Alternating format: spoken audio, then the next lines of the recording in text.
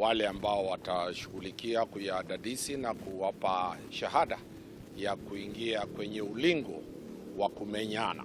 Vile taifa mnajua, wako 5 wanaong'ang'ania kiti cha urais. Kuna wale 4 ambao maisha yao yote wao wamekuwa katika uongozi wa Law Society of Kenya.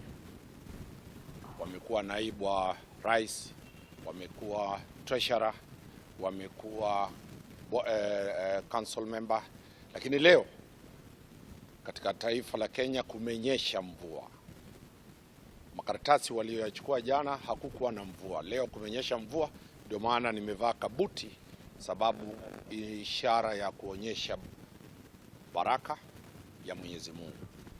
Na mimi na wale mawakili tuko hapa, tumeamua kumdokeza ule mgombea mpya ambaye hajawahi ng'ang'ania kiti chochote cha LSK, hajawahi kuwa council member, hajakuwa rais wa LSK, kwa sababu wale waliokuwa pale wote wamefeli. Kwa hivyo tunamleta Peter Wanyama ambaye tuna imani kwamba ataweza kuleta mabadiliko mapya katika jinsi LSK inavyoendeleshwa. Kwa hivyo mwendo wa saa 8:30 tutakuwa pale kwenye ofisi ya Law Society of Kenya, ofisi ambayo kidogo it is condemned, sababu ile ofisi ukiangalia ni aibu tupu. Kama sisi mawakili ambao tukienda pale tunaonekana kama tumeenda kwenye slum. Basi tumemwambia Peter atakapopata kile kiti aweze kurudisha hadhi ya chama cha mawakili, aweze kurudisha ofisi ziweze kuonekana kama ni ofisi ambazo zinahudumia Wakenya wote, na aweze kuangalia maslahi ya mawakili 21,000 ambao wako kwenye ile orodha ya Law Society of Kenya. Kwa hivyo kuachia hapo, nitamwachia ndugu yangu ule ambaye anajua kuongea Kizungu aweze kusema mawili Okachi kabla rais mtarajiwa hajatoa hotuba yake. Okachi. Thank you so much, my senior.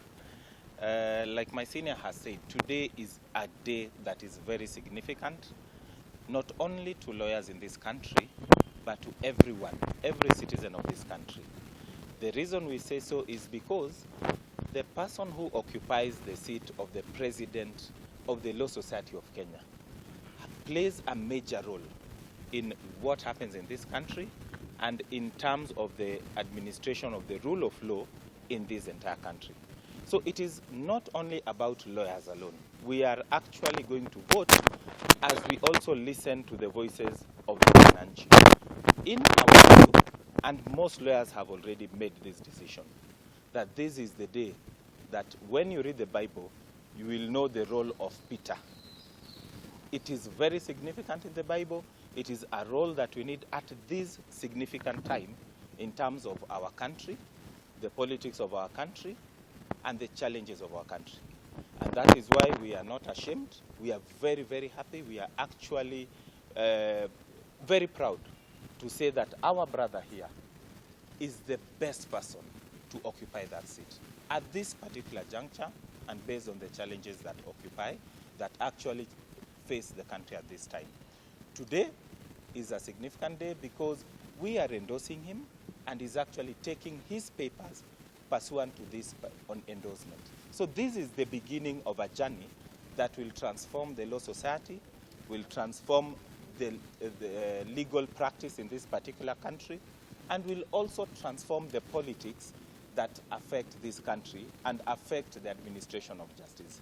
So today we are proud, and we want to join all of you, and we want to join all Kenyans in considering, and we will mark and remember that this journey started today. Once he wins, we have told him that that is the beginning of a journey.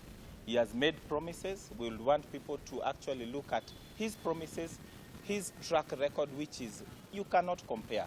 And it's something we are not ashamed to say. You cannot compare. He's someone with a proper track record. He's someone who has volunteered to do cases which have brought differences in this particular country, cases that speak for themselves. He's someone who has said he can go an extra mile to assist lawyers and colleagues, especially young lawyers, in terms of the issue of this profession, from his own heart. So he's not someone who we are bringing to pretend for purposes of elections. He's someone who is tried, who is tested, and we are sure by the end of his term, we will stand here again and say he did us proud. Thank you so much.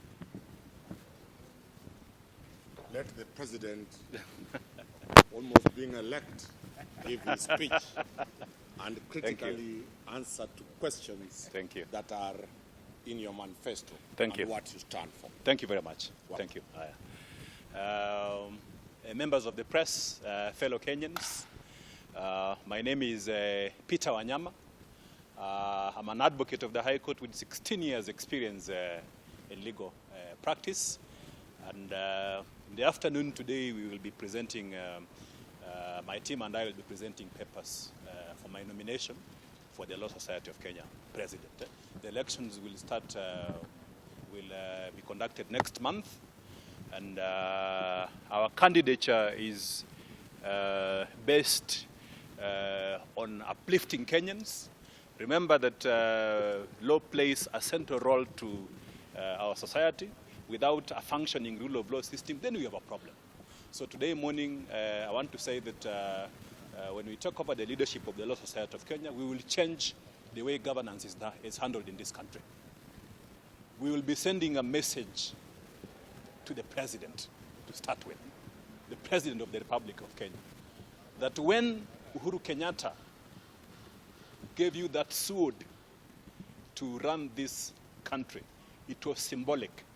The sword was for you as President Ruto to protect the rule of law, to be the custodian of the sovereignty of Kenyans, and to ensure that you do what it takes as the commander-in-chief to uplift the concerns which Kenyans have raised. As we speak, we are standing at a moment in history where a majority of Kenyans are actually really suffering. Kenyans cannot afford basic commodities. Kenyans cannot afford the high cost of living. So we have a problem. Majority of Kenyans are actually suffering. It's only maybe a few Kenyans, the elite members of parliament, and others, the elite who are enjoying, but majority, 95% of Kenyans are suffering. So it is in this environment the Law Society of Kenya will stand and play an important role. What is the role of the Law Society of Kenya, which I'll be leading? The role of the Law Society of Kenya will be to stand for the people. So the message to the president is that the Law Society of Kenya will be reminding you, it will remind you to follow the rule of law. The Law Society of Kenya under my watch will ensure that you as president, you live up to the oath of office which you took, to ensure that Kenyans don't suffer. Kenyans elected you and they don't want to suffer. So there are certain issues that Law Society of Kenya will prioritize during our tenure, and we want the president to note this. One is on the question of rule of law. Rule of law and independence of the judiciary are principles which we will definitely safeguard.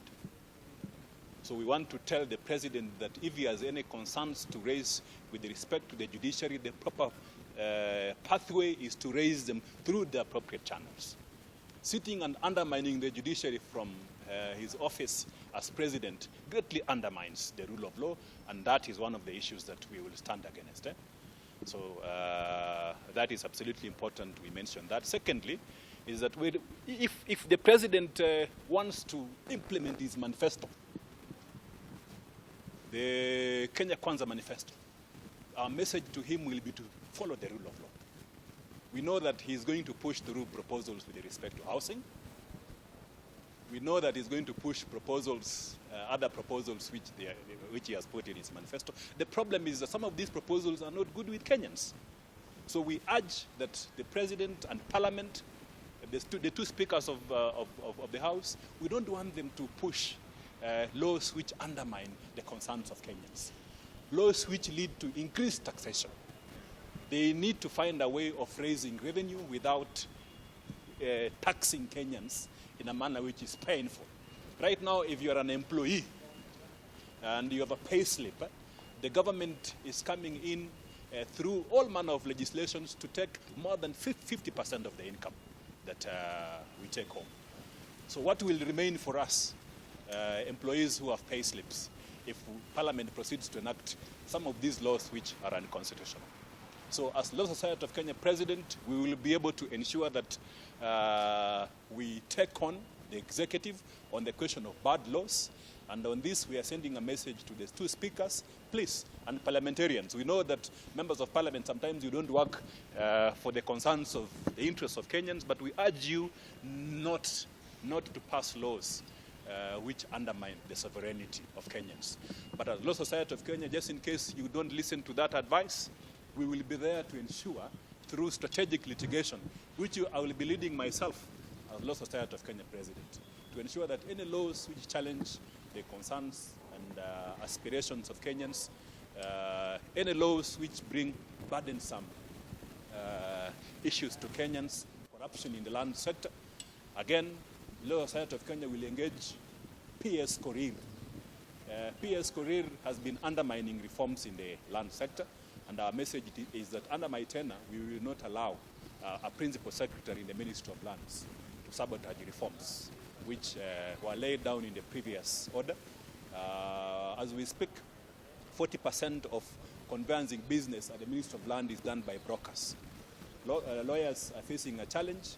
Kenyans are suffering at the hands of brokers who take money from members of the public unsuspectedly. You saw what happens in Mavoko, where brokers take over the sector, and yet the Ministry of Lands officials are not doing anything to protect the sector. So under my tenure, we want to send a message that we are going to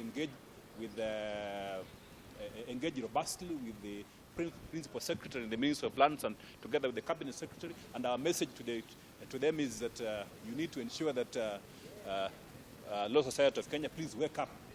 Wake up, because we are not coming in to take coffee with you.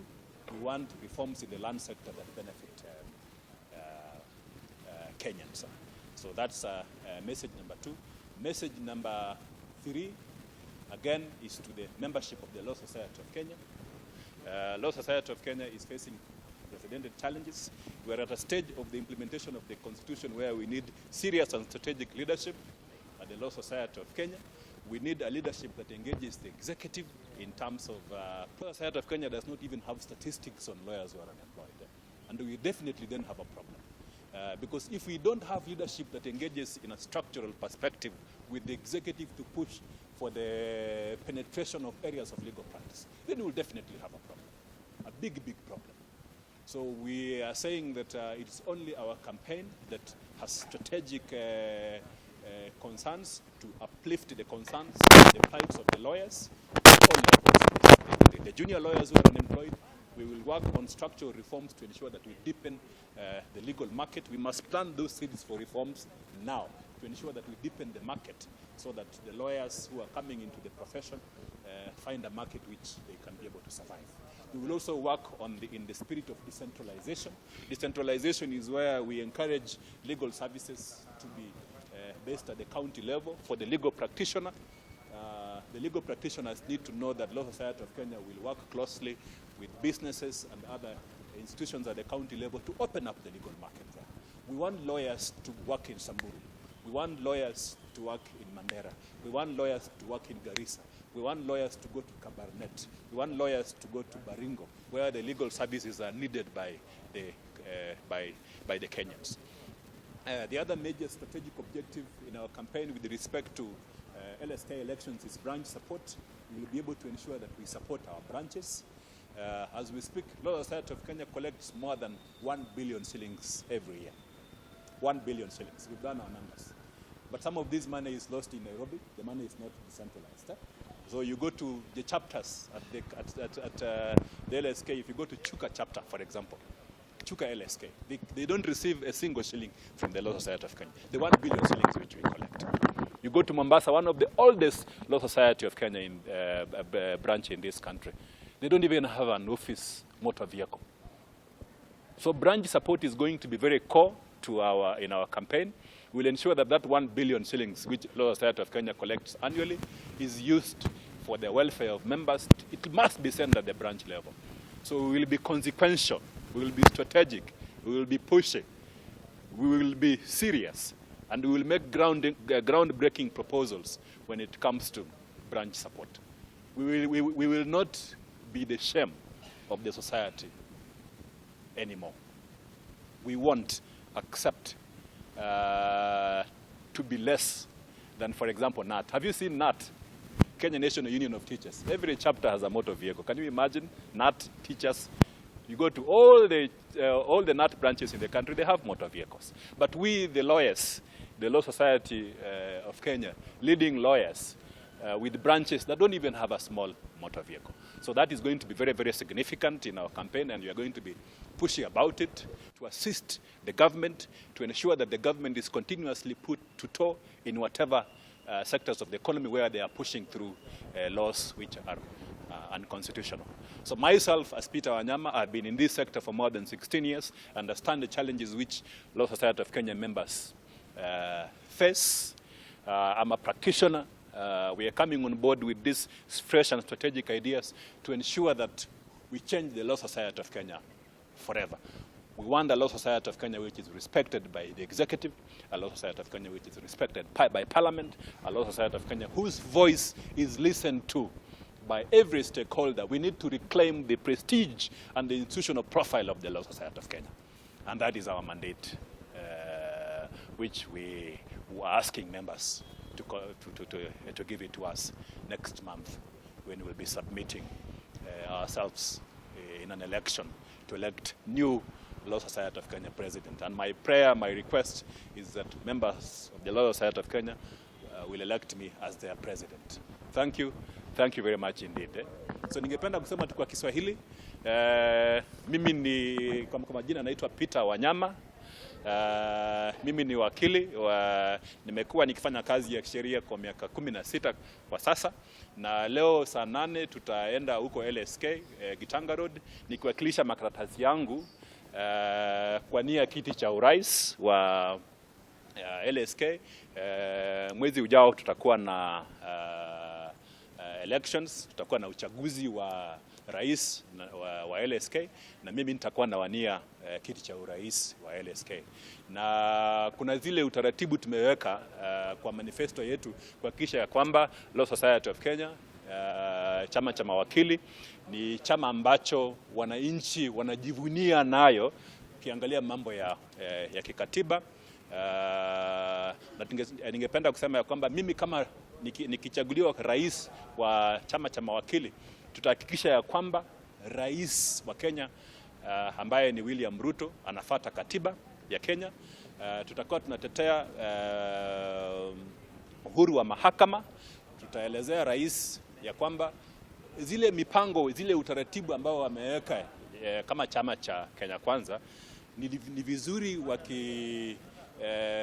andika sheria, wakipeleka hizo utaratibu kwa bunge, ni vizuri wafuate katiba, ile katiba ambayo yeye kama rais wa Kenya alipewa mamlaka na Uhuru Kenyatta. Na tungependa kusema ya kwamba kama ingekuwa hii sheria ya Kenya, hii sheria ambayo wananchi wa Kenya tunafuata, hata yeye kama rais angepewa mamlaka na Uhuru Kenyatta. So tungependa kusema ya kwamba wakati wa kura tunaomba mawakili wajitokeze kwa wingi kupigia sisi kura, kwa sababu sisi kama mawakili tunaumia sana. Kuna vitu mingi ambazo tunataka kuhakikisha ambao tumepea upeo wakati tunawania hii kiti cha urais. So asanteni sana. Mungu awabariki. Asante. So kama kuna maswali we can answer. Thank you very much. Those ones who are sending fanya kazi, the rest will